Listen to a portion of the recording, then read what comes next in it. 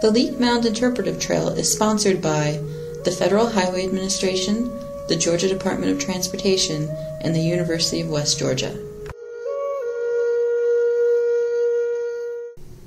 Hi, and welcome to another Leak Mounds Interpretive Trail podcast. If you're following along on the trail, this podcast corresponds to the Waterway panel. I'm Jennifer Teeter. And I'm Marcus Toft. So, Marcus, there are a lot of reasons why the leak site is located where it is, but one of the main ones is probably the Etowah River. I mean, it was important for travel and trade, but there were other things going on. Right. The Middle Woodland period is when archaeologists have identified that. So you have the Archaic period before it? Yeah. And then in the Woodland period is when American Indians really started living like in the floodplains. So as they became more sedentary, they... Right, and started to experiment more with agriculture and raising and growing crops. It would make sense because the floodplain would mean more fertile ground and easy access to water sources. Right, and then like you said, also it allows them to travel on it, and we know from other podcasts and some of these panels we've talked about the importance of trade to woodland people. Exactly. Well, and we talk a lot about them using the river to travel, or using rivers to travel, but you have to think too that there were times when they came across a river that they just wanted to cross, and obviously there's no modern bridges, so they had to develop ways to cross the river quickly and efficiently. Right, I think we sort of assume that they're traveling exclusively upstream or downstream. Yeah. Or at least I do, but... Right, but if they're traveling by foot and come across, and don't have a dugout canoe or something, and they have to cross it, and there's no way for them to walk across it, they had to come up with a way. And Charles Hudson, in his book, The Southeastern Indians, talks about three methods that Southeastern Indians would use to cross rivers. And this may apply more to later American Indians, but a lot of these traditions very well may have had their basis, in the Woodland period. So the first method they would use when they came to a stream or body of water that was too large to wade across, they would take the large cane that grew along the water's edge and fashion it into a raft and raft across the water.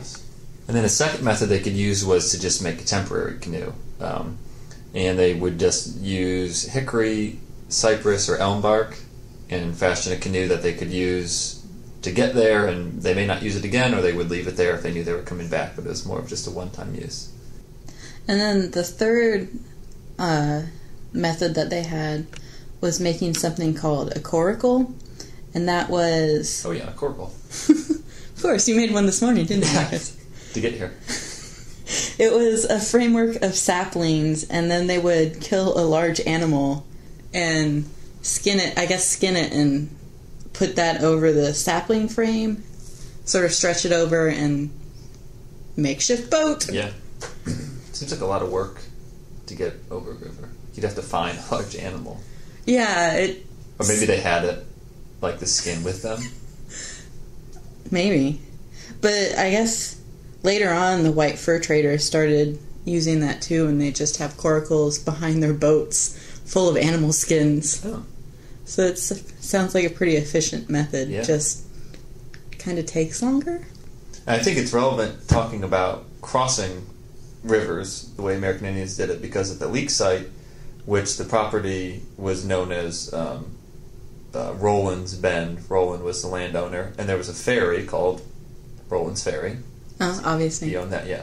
That was right where the road crosses over on the bridge right now. So I know another way that later peoples crossed the river using ferries. So again, like we mentioned in the Rivers, Roads, and I-75 podcast, just how from one generation to the next a method of travel adapts to new technology. Yeah, I think so. Okay, so to go back to what I initially thought when we mentioned travel going up and downstream, a more substantial... More long distance. And it'd be... they would spend more time making whatever they would travel in than they would a coracle. Right. Or a birch bark canoe, or... a raft. Yeah. More time than a raft. Well, because we've talked about in some of the, about the trade and things. I mean, they were traveling long distances a lot of times, so yeah, you're going to have something that's pretty solid to get you up and down the rivers. So what would they kind of use to do that?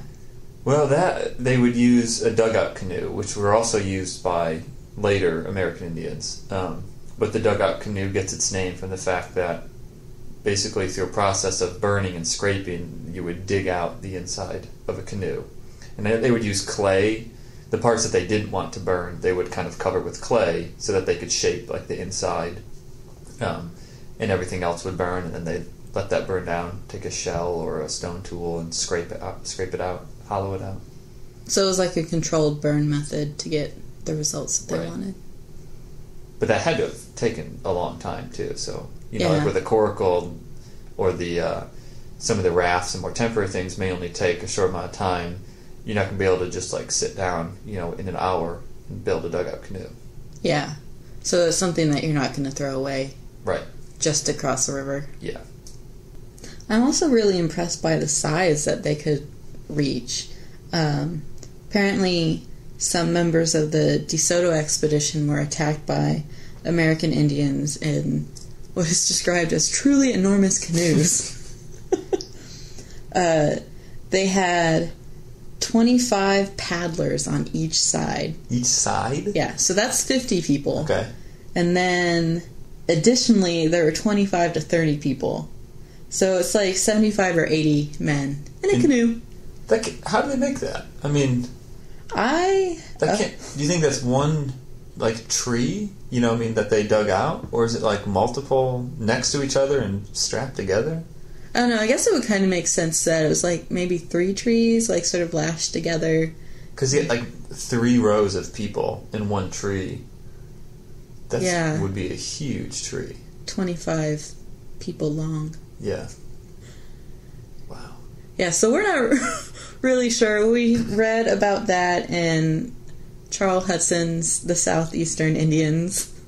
He also says that the canoes could reach the speed of a running horse. That's pretty good. So 1 horsepower. And then they would also paint these canoes. Some of these canoes were painted each a particular color, with the warriors on board wearing costumes and carrying weapons of the same color. So they were war canoes. Dugout canoes. Yes.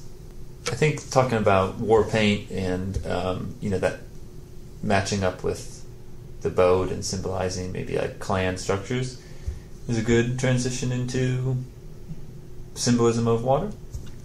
Yeah, because the river was really, rivers and other waterways were really symbolic to the American Indians. Like, they referred to rivers as the long man, and he was a deity kind of. Yeah. Mm-hmm. Yep, and the rivers symbolized the underworld. Yeah, we sort of mentioned in the Unwritten Record podcast about how the water represented the underworld. Yeah, and the springs and caves were entrances into the underworld. Yeah.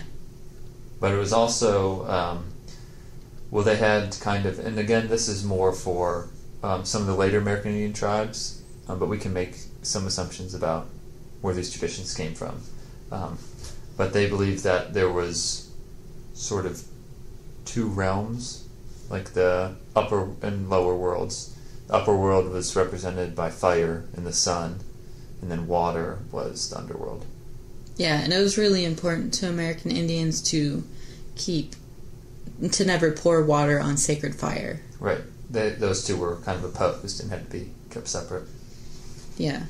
And there's also, archaeologists have sort of discovered a ditch that sort of separated the mounds from the rest of... At the leak site. Yeah, at the leak site.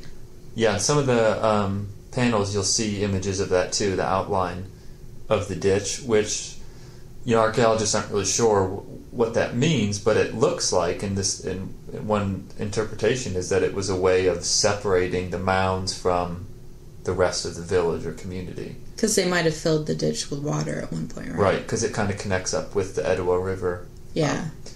And it sort of makes like a little island if you look at the maps that show where the mounds are and where the ditch is. Right. So, it would make sense that if water is sacred, then surrounding the mounds which obviously had symbolism behind them as well. Surrounding them by water, is seems important.